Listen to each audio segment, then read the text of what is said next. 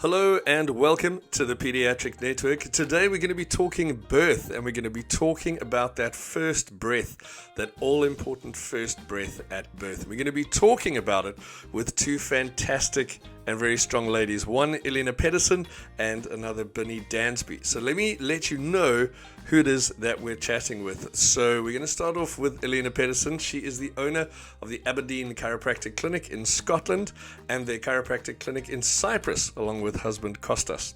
Eline is an author and a co-author of many books. She's been honored with a number of awards, and a particular note for her inspirational and humanitarian work as a chiropractor, health and wellness mentor, and work with Birth Forward.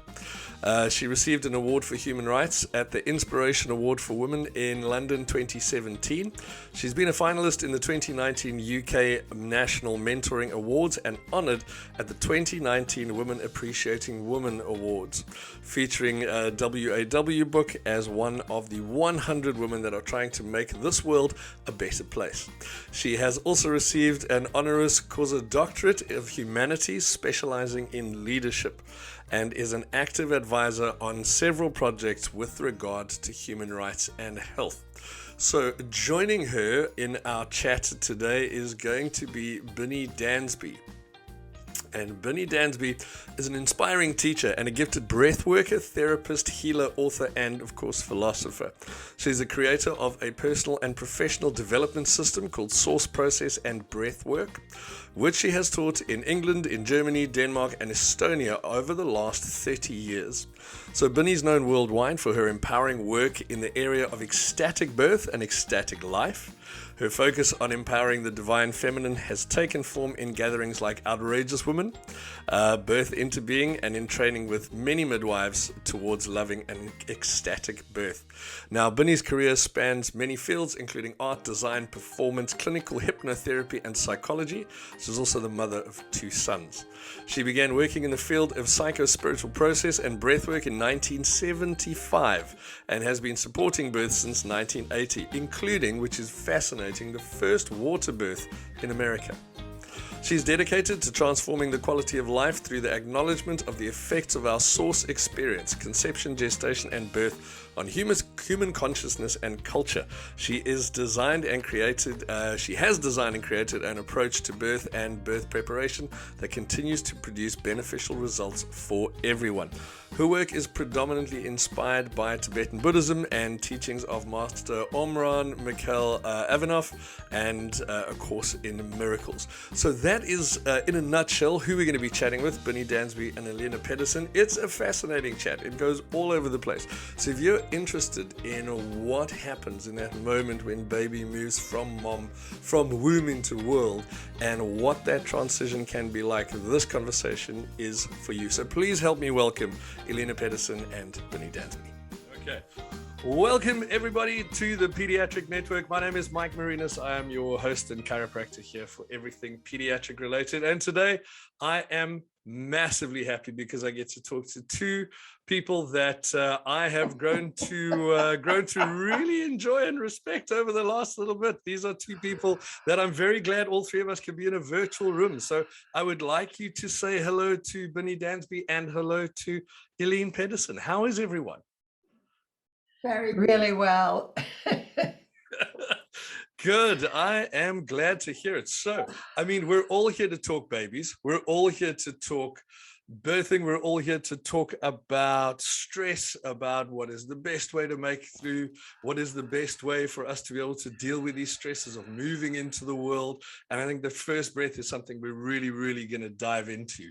But yeah, so I don't know who wants the floor first. I have a million things in my brain I want to talk about all at once. So who wants to go? Wow. Well, okay. I'll dive in Please with do. what's happening for most babies in developed society when they take their first breath. You know, air on the skin causes us to take a breath. And because there's so much fear in modern high-tech delivery rooms, I mean, fear of all massive kinds of things, but I'm basically the baby's not going to breathe, right? So nowadays, instead of picking them up, they rub them with, like a towel or, it's very natural. We've been taking a first breath for millennia, right? Without all the stimulation. And we also take in fear. We take in the consciousness around us when we take that first breath. Everyone in that high-tech delivery room has a job, and the machines are going, and they're is it breathing, and they're poking. This baby has been in hot water for 9 months. We become in hot water inside the body of another person. We don't know ourselves to be separate. So we come into an atmosphere, an environment that's the right temperature for people who are wearing clothes and are dry. And we are wet coming from the heat, really hot. So our temperature drops. The sound is different because the water moves out of our ears. The light, we haven't experienced that kind of light before. So the whole thing that I think that a new being expects is that warmth and intimacy. With the first breath, very often the cord is cut all at the same time. So we're in sensory overload, and we take a breath, and because we're startled into it, valves open, other ones close, our whole insides change.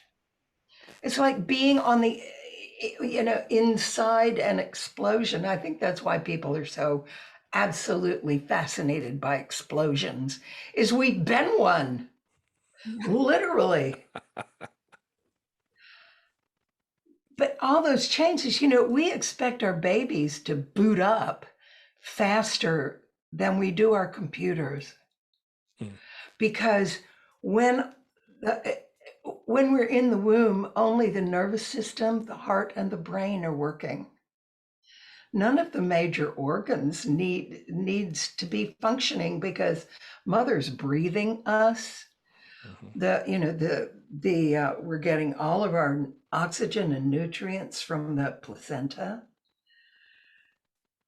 So when we take the first breath, open the lungs, blood flow changes, and then all the major organs begin to come online. For a baby, I love this picture because this baby is making a gentle transition. Her umbilical cord has not been cut. She's still receiving some oxygen, so she gets to play with the breath. The lungs can open gently and slowly, and all of those changes are taking place for her while being held next to the second umbilicus, which is the nipple. Sure. And someone pointed out to me the other day, and is a beautiful Italian artist that I'm working with, a man. And he said, when you bring the baby up, we were talking about birth, and he said, and when you bring the baby up, it's right here in the solar plexus. And he was just, I was like, oh yes, it's The first breath is so impactful, and we make decisions. That's what my work is based on, is healing those decisions for adults. Decisions that we made, like it's not safe here. Yeah, sure. Wow, there's something wrong. Really, it's shocking. Yeah, And most people are still walking around in that shock. I think that's the source of us staying in sympathetic, in fight or flight, rather than being able to easily shift into parasympathetic, which is, I think, something that every therapist on the planet is trying to support their clients to make that transition easily. Yeah. I mean, that's a lot of what we do, right, Eline? That's where we sit, is to try and get the parasympathetic working, get people out of fight or flight, get them into rest and digest, and be able to heal themselves. Yes. And it's an important impression on that nervous system. I think what I've learned from working with Binnie and many other breath workers is the knowledge about the breath. And as chiropractors, we obviously focus a lot on the nervous system and the effect it has on the nervous system and how we can release that tension, give it an opening to change, at least, or give an opportunity for it to change, depending on the story. And I find that, like you said, in the first breath, if we focus, one of my visions is that we focused around that and thought about what Binnie's just shared with us. Really think about it and take a breath and think about it. Take a breath. If we focus it around that as being like the drop in the sea where we want the ripples to happen from throughout our life, think about what we would have to prepare for that to happen as well. So the impact of fear and stress in the pregnancy, during the pregnancy, even before getting pregnant, I'm living in a country where fertility tourism is a fact. It is really interesting to see the stress that even is there before getting pregnant. And so we have to think about it in a wide spectrum. What is the effect of before on after? And my invite is really to take that moment of the first breath as the core of it.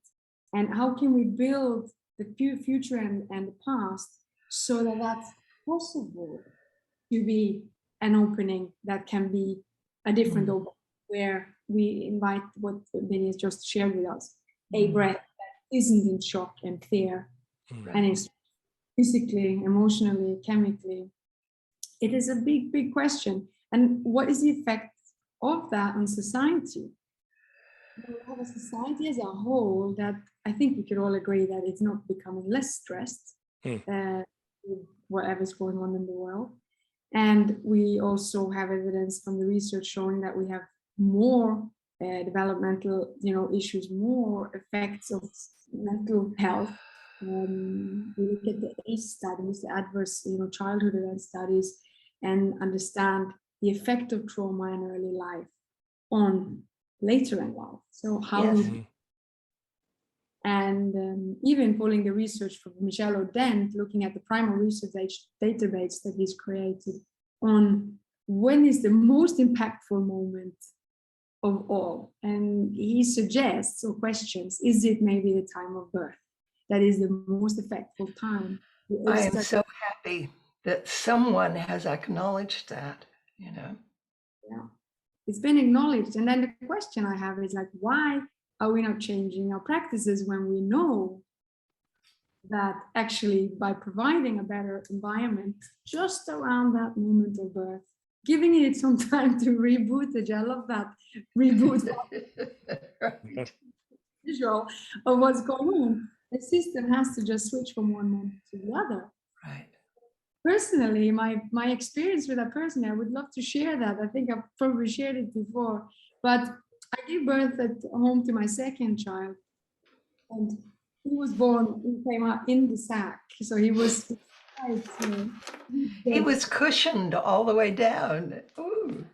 and he came out into water, and he came out into the world, you know, without any stress or fear. It was a very good pregnancy, and we had this opportunity to observe him, first of all, coming into the water and allowing him to be there for a few seconds to be filled up from that placental blood, and then take his first breath. Mm. And I didn't appreciate that before that happened to my own child and me, how intense that was, because I really felt that he got the chance to reboot himself, get ready, then take a breath, because he was in under pressure all that time during the birth, right? And then he came out of the pressure, allowed to be filled with all that blood, and then had to take that breath, which was, you know, such a pleasant breath. And saw it, observed it. I was so present in that moment. And he is really a free soul, I can tell you that. he's a very Yes, there's a different approach to the world when you have that kind of beginning. The first water birth came into his father's hands in a very large, they rented big jacuzzi, hot tub. And, but he was underwater for 20 minutes. Wow. And he just, he just moved. His mom was very, very aware and knew when her placenta was about to detach. And he just calmed in the water. And I was standing there watching and realizing that there he was in the womb with his mother and his father. Yeah. The divine triad was there. I mean, that's what I think of with mother, father, child, and there they were. Dad's got him, and he just relaxed, and I went right back to sleep. I mean, it was just like, oh, inside, outside, pretty much the same. He could, Joseph, one thing that I remember so clearly and always try to bring in is that what Joseph Chilton Pearce said about the best matrix for learning. And that is to be able to move from the known to the unknown and be able to refer back to the known. Well, we birth most of our babies from known environment to new environment, take them to the isolette, take them to the little, or, maybe bring them up onto mother for a moment, and not aware that this being is making decisions. This being is learning about life right now. And, where is that first breath happening? Or is it being able to take its time to take in that full breath? Slow it down. Yeah. So important. But I think, we bring up so many important facts here that kind of just get overlooked in the running of day to day, how things happen, because it almost becomes, and that's one thing I was thinking about, Eline, when you were speaking. And I think that like this kind of stress that everyone's under, this kind of sympathetic drive, especially in the last little bit, it has become normalized now. It's kind of like, now this is how you are. And it's almost to take a step back and go, no, this is how we're coping right now. And there's now a difference. And I always love to bring this up, is there's a difference between common and normal. It's common for all of us to feel this way at the moment and to be in this stress position, but it's not normal. Just because all of us are going through it doesn't mean that it's a normal response to anything. It just means that we're all in the same, we're all in the same sea. We're not in the same boat. I got caught up in that one before. Wow. Which is very true, actually. But it's this stress, and then with it being normalized, kind of what I'm seeing, and I like your esteemed opinions on this as well, is that I'm seeing babies coming in practice where we're just expecting them to be stressed out. That's the expectation, because that's what a baby does, because it's so common that we've become sensitized to the point that that's quite normal, to the point that we have words that say this is the technical term for a stressed out baby, which we tag onto the back, but don't worry about it because it happens all the time. It's a real danger. I think it is a numbness in us, in our society, for that sensitivity. I mean, we are actually working on basic compassionate care as one of the things that we had to draw right back and think about. What's the level of compassionate care before we started talking about protocols and how things are done? Because Exactly. disconnect, I think, and it's a shame. I think even the health professionals now, when we see it from the midwife's perspective in societies where the midwifery-led care is present, in Cyprus, where I'm doing most of my nonprofit or the NGO work with Birth Forward, we don't have a midwifery-led system. However, the midwives that are in the system still, but not empowered in the system, they have a situation where there isn't any care for the midwives or any other medical professionals. There's so little consciousness about their mental, health and well-being, and ignorance, that they're exhausted in the system. So how can it's a huge subject. Their own births are being activated. Yeah, that too, exactly. Their own births are being activated every time they are in a birth. And so they get burned out because they don't have the time to process. They don't have the consciousness or the understanding of what's happening for them. And it's compassionate care. Oh, thank you. I wrote a piece called Enlightened Support that every human being on the planet deserves to have enlightened support around them, but it was specifically for pregnancy. And compassion is number one. The acknowledgement that we're all connected. Everyone in the delivery room is participating, has an influence on everyone else, including the baby. So, if we could, in the very, very, very beginning, or with caregivers, the pediatric chiropractors, the people who work with babies, if they are able to shift into parasympathetic, if their nervous systems are not jangled, that baby can easily do it because they're so flexible, because they're learning, they're becoming. But most women think that birth is dangerous. Yeah.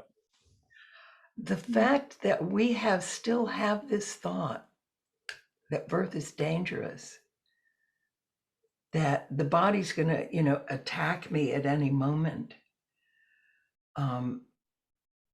That's bottom line for my birth preparation, is supporting the mother to come into how safe it is to be with her body, in her body. That it makes a ton of sense, because if you have a mom moving into birth with these feelings that it's an unsafe place, which again is completely the opposite of what you need to conceive, and it's the opposite of what you need to give birth.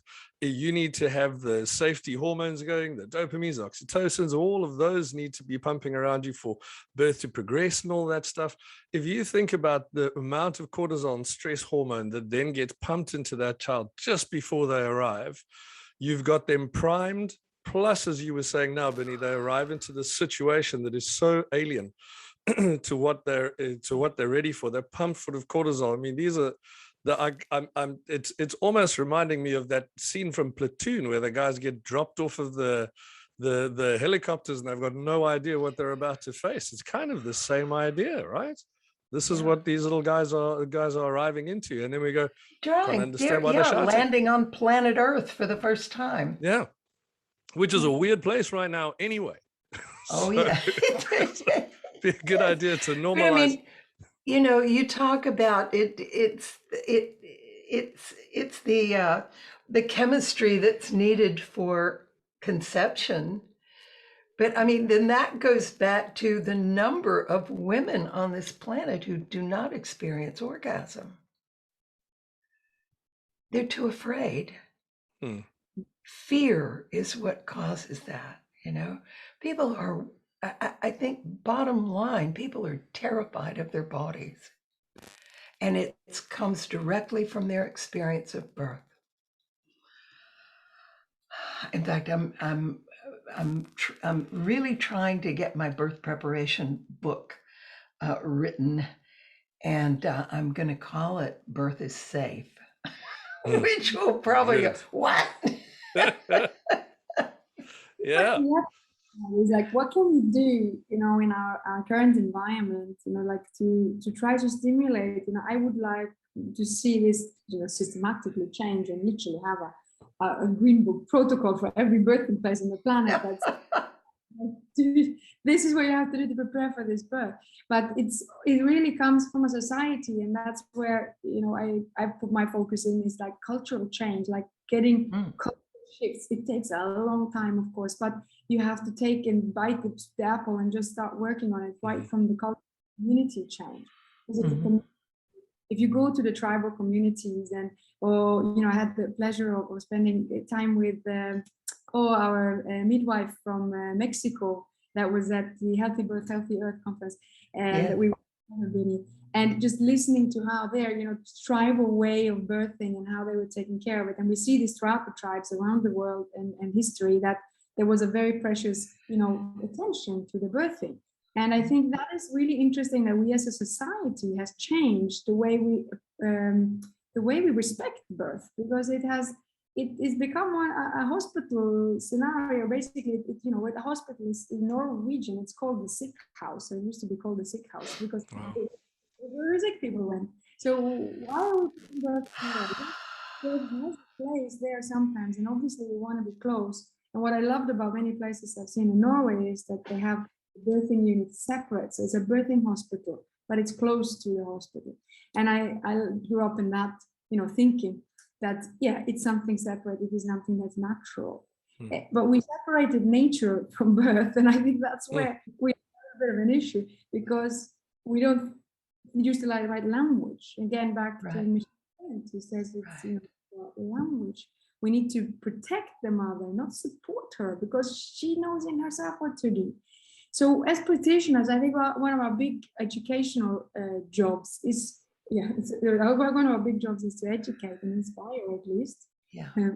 Inspire. But I think we can inspire for more confidence and for more empowerment within their own decisions. And this is where autonomic, or to have autonomy in the situation is also something that we need to bring more to the forefront, because many countries have just, you know, really, really changed their practice when it comes to actually having informed choice, and having the mother being the one that makes the next step.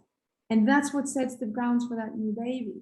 So I think when we have the opportunities, we are fortunate. We often get to work with the mother as chiropractors during their pregnancy, and part of their team, you know, bringing at least what we can contribute with to the table, and inspire them for those thoughts and those questions about how can I be in the best place that I can be and with the best team I can be, so I can give birth to this baby in the best possible way.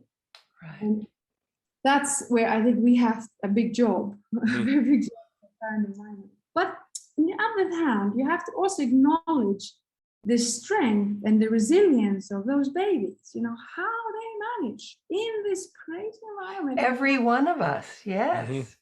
I mean, I got pulled out with forceps after like 6 hours or something, just lying in the birth canal because my mother was completely out on ether. My mother, I like to say my mother was not present for my birth because she wasn't. She was out with the fairies. But I didn't meet her, for another 6 hours. Sure. She was overdrugged. And I got all of that in my system as well. I got a lot of ether in my system. When they took my tonsils out when I was 3, I re-experienced that. They gave me ether, and I was apparently unconscious when they cut my tonsils out.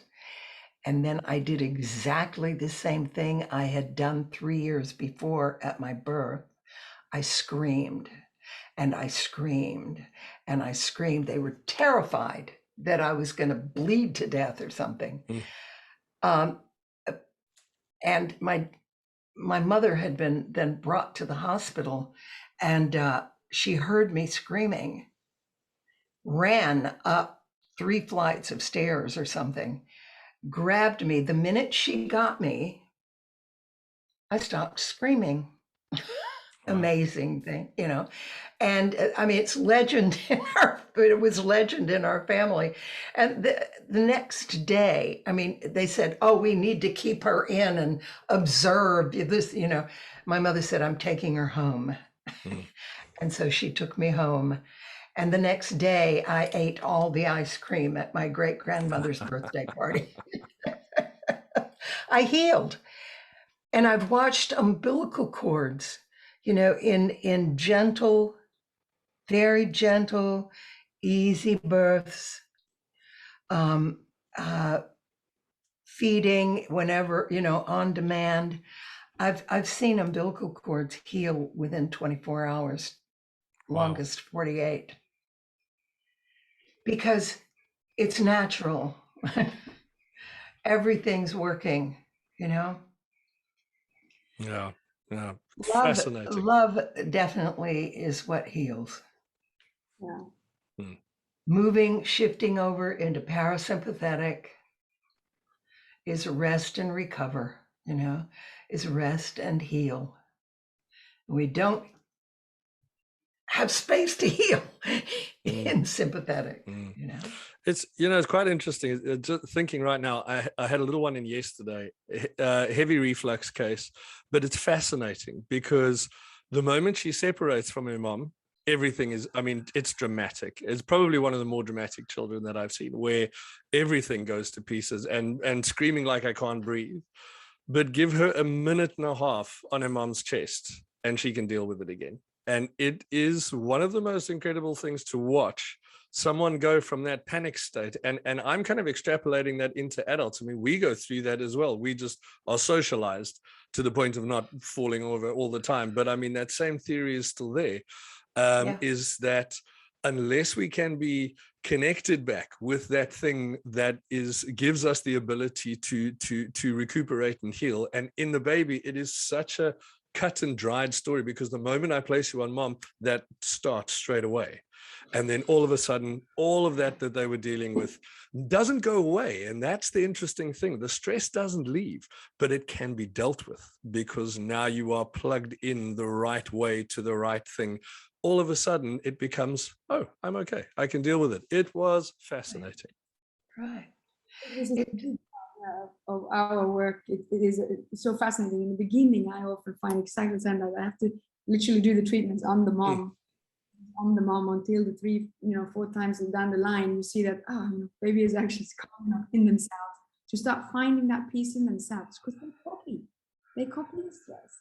And how many times have we seen that actually once we treat the mom, the baby calms down? because the Yeah, lungs. they are one. It's one system. And that's exactly that same thing. Very similar cases that I saw yesterday. It was the same thing, like absolutely given it all the stress, but soon as it's there. So that we have, it's magic. It is just instant. It's instant and magic. And you can imagine the hormones just going, because at the end of the day, if we separate, the emotion from it, it's a chemical factory, of hormones that are just extremely refined in separating out and giving the right hormone, or the love hormone, which gives us the feeling of love. But it is a hormone.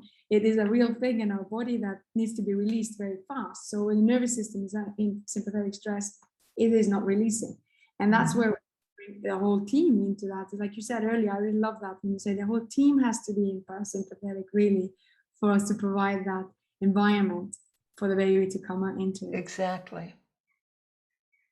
Well, and that's what I mean by enlightened support. No, you don't have to do anything to the woman, but the support, the knowing that she's held, knowing that everyone and the energies are all there for her, and they're not afraid, right?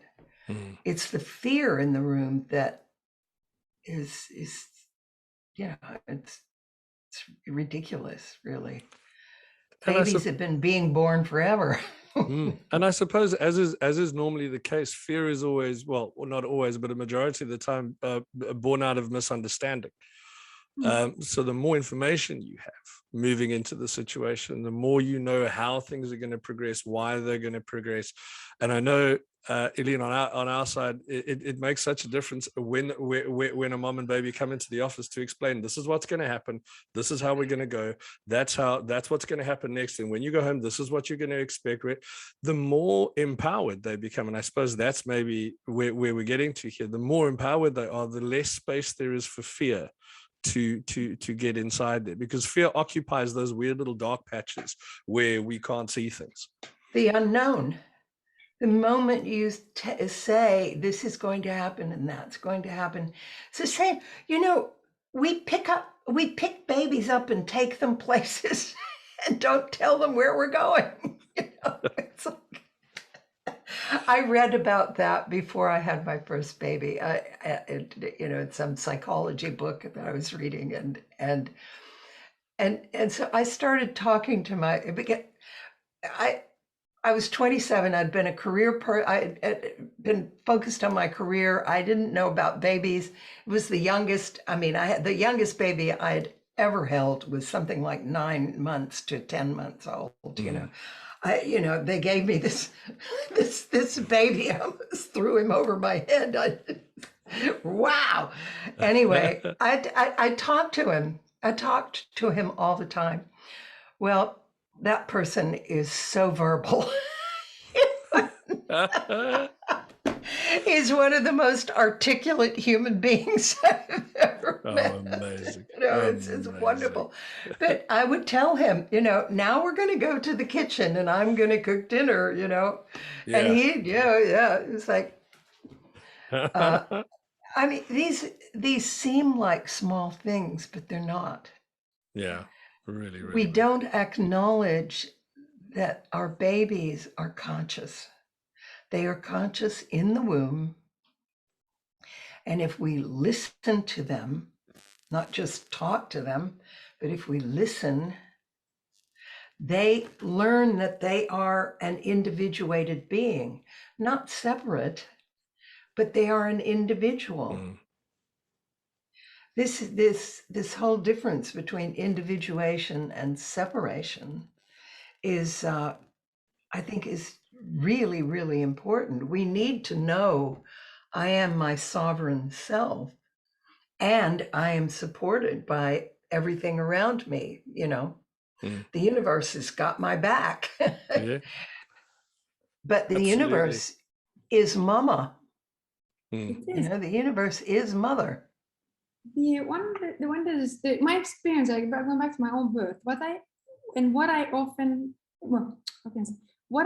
took out from that I share with mothers when they're pregnant, which I think has to do back to the language actually, was that in Cyprus, the saying is, who's going to birth you?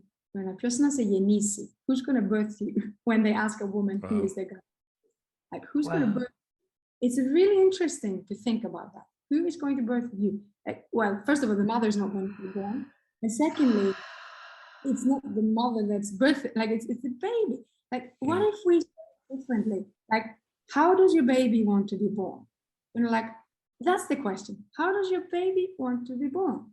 And when I was giving birth to Mattheos, my second child, I totally, utterly went into that mode where he is talking to me, what I need to do. I am his vehicle. I'm his, I'm his temple right now because he's growing in me, but he's the one that's in charge here. He's the one that directs the birth. He's the one that says he's ready, not me. You know, like, I'm just picking it up. I'm the radar. I'm the one. You're the art patron. And what I found that ticked the box for the mothers that I'm speaking to during their pregnancy and when we're talking about their birth, and like, I'm thinking, how can I inspire? How can I empower them? Like, what's the most valuable advice, the most valuable information that I can give in the short time I have with them? I'm not their gynecologist, I'm not their midwife that's going to be there, I'm not their partner, at least have like the treatment. So what is it? And what I found was most impactful and why I want to share it for this is, you know, many people that will listen to this will be other chiropractors. And as you know, I mentor chiropractors in the subject, but what I wanted to put forward is this: when my experience with my son was, and because of my personal experience, I can share it with confidence, is that he was the one that was birthing himself. And if we think about that and we say that to the mothers that we are educating, look, it's your son that's going to give birth. Your job is to listen. You know, you need to listen, and you've got to have space to listen. So get a bulldog at the door, ideally your husband or a birth partner or doula that answers questions, because you do want to answer questions about what your birthday was, or whatever you want to eat tomorrow. You know, it is important that you are in the space to listen. Now, that's an easy job, actually. It's not that complicated because you don't have to come up with it yourself. You have to listen to what your child is saying. Yeah. So I experienced that I was literally thrown around a little bit. He said, like, oh, it was sitting. Oh, it was backwards. I was in the shower. You know, and it was what he needed to move and to wiggle himself to the next position in the birth canal. Every contraction, you know, it's contracting, it's pushing and pushing. And then it releases. And what does the baby need to do in that time? He needs to breathe. So he gets his oxygen and he wiggles and he moves and he gets into that next little tick. So he gets in the next position for the next contraction. And all directed. Yeah, but he's not breathing, darling. don't imply that. But he takes in oxygen from the umbilical, you know. Yeah. That filling of oxygen again because the compression is away and he gets oxygenation. Yeah, it's being massaged. Yeah. Exactly. It gets fully oxygenated in between the connection. And I think that's where it is so important that we are listening to the baby's need in that time. Do you need to be on your phone? Be on all four? What do I need to do for him to take or her to take the next step on precision in that and use their primitive reflexes, as we know, are supportive of those movements in utero to get out.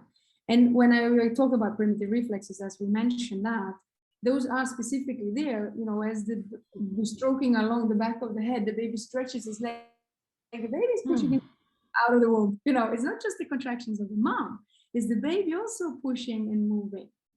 And if we can change that language around to say, what does your baby need? What is the next move that I need to do to facilitate for my baby to move the best way to come out?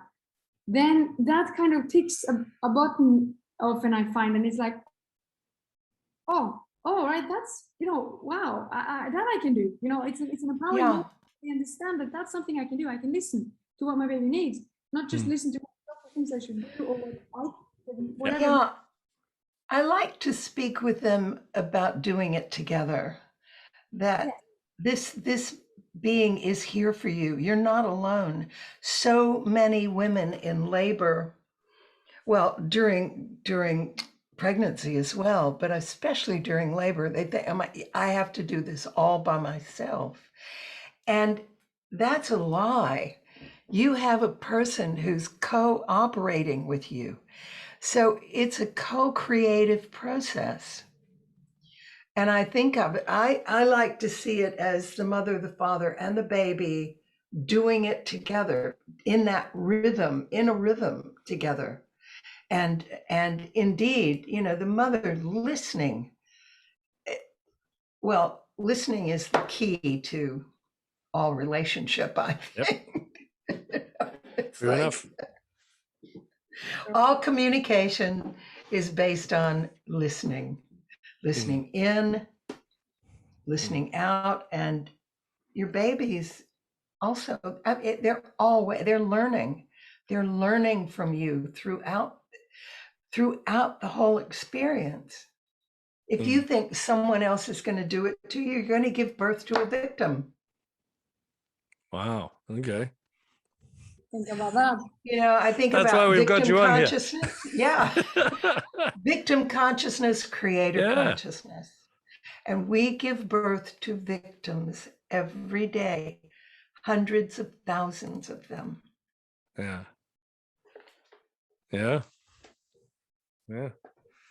True enough. True enough. I think one of the other things I want to pick up on there that you were talking about is listening. And I think one of the things that's really important there is, like, if you want to have great communication between people, it's not just listening, it's active listening. So it's being in the moment. Yeah. And like Eline was saying, with your birth, being able to be there and witness it and really be present in the moment, I think is the difference between, even I think of myself as a healthcare worker sitting, listening to someone's history and kind of not listening, kind of off a little. No. I'm thinking about tomorrow. I'm not really there. I'm getting the fact, but I'm not getting the empathy side's not there. And I'm not getting the meaning that they're trying to give. And I think that is what I'm sort of taking away from what you're saying, Binnie, is that I could, in that position, if you are actively listening to what's happening with baby and you're actively part of that, you start to get the tone of what's happening. You start to get all of that, the rest of the 90% of the message of the communication that's going on between you. I want women to move into the energy, which is what Eline did. She wasn't trying to get out of it. She wasn't moving. She wasn't trying to stop it. It's like, yes to it. Yeah. Yes to my baby. Yes, my baby. Yeah. Yeah. Compared to, oh no, my baby. Compared to, well, look at what oh no does. Oh no causes contraction. Yeah. And yes opens. I mean, it's even, and releases serotonin. Yes is, they've done research with the word yes. I invite women to say yes and thank you with their contractions, and moving into it rather than trying to get out of it. Well, it's like welcome it. Think about it. Every contraction is one less out of the total. Welcome it. Right. Yes. Yeah.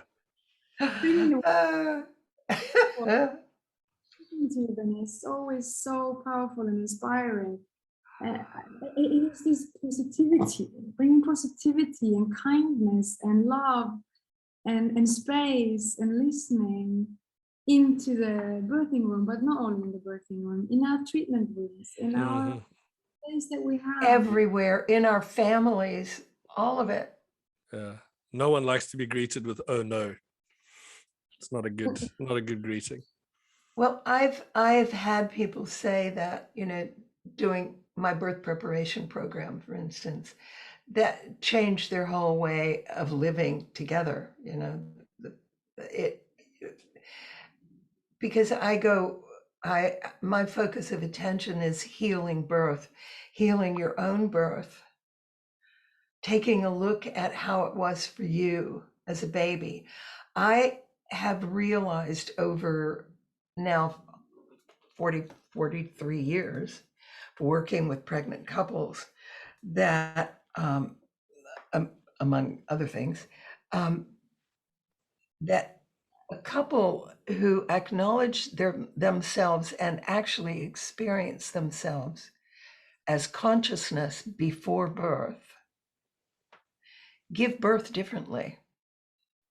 When they have even an inkling of a memory of themselves as consciousness, and we all have the memories in the emotional brain and in the limbic system, then they give birth differently because they know at a cellular level that the being that's coming in is having an experience.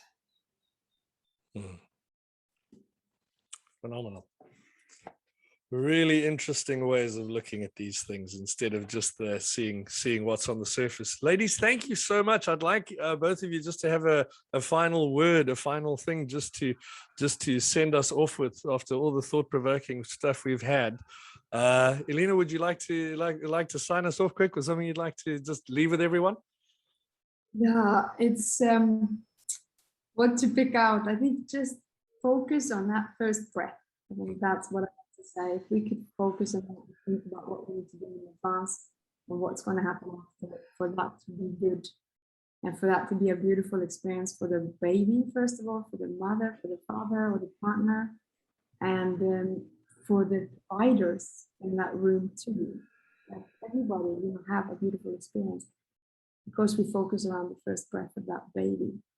And that's what I thought I'd like us to keep in mind all the time when we're working with people, is that what can we do, especially pre-birth, but then after, think what can we do to heal, what can we do to bring breath back to heal if there was a traumatic experience, because we know it can heal too. Yes. Yes. And that's the thing, because the reality is that we can't be in every birthing room and remind this situation, but hopefully we can inspire for change. And secondly, for everybody that comes our way as practitioners, which the most people seeing this thing are, what can we do to heal? And be conscious of what it could be like from the start. I think brings that awareness to the moment and gives us an opportunity to heal with them as well, ourselves. And we see those babies heal and release and just, we know the effect that has for their life. They change their opinion about what it's going to be like for the rest of my life, if we can help them really in our offices and in our hands. That's what I want to say at the end. Amazing. What you're doing, and also your work is tremendous, and so many years of doing what you're doing, your experience, we need to learn from you because your observation is huge, and we can learn a lot from your life experience of what you've seen. Thank you. Well, I totally 100%. I just love it when I hear you speaking. I just want more and more. And what I want to follow with that is, please do not separate babies from their mothers. Don't separate babies from their mothers. If there is something that the baby needs, tubes or oxygen or whatever, keep it on the mother's body. That's its environment. And you can do that, And if you're treating, you've already spoken about this, do it on mama. Until they're, 18 months, 2 years old. I mean, then they maybe don't want to, but as the infant is not, we're born, we should gestate for 2 years, except that it would be too difficult for a woman, And so gestation is not over at birth. It just needs to come. Someone suggested that man is a marsupial, that we don't have a pouch because we have arms to hold our young next to the tit. You know, the bag that the kangaroo or the possum comes into, the marsupials come into, is holding them next to the tit. And so maybe we are. And if we are, we need to hold our babies and not let them be flown away from us. Thank you both. Yeah, thank you both. This was amazing. I knew it would be. So many takeaways from this. I think I'm going to watch this again and again. But thank you both. And I'm sure I will bug both of you again sometime to come back and give us a chat, because it is just that good. So thank you very much for your time. Thank you for all that you do, Mike. Only a pleasure. Absolutely a pleasure.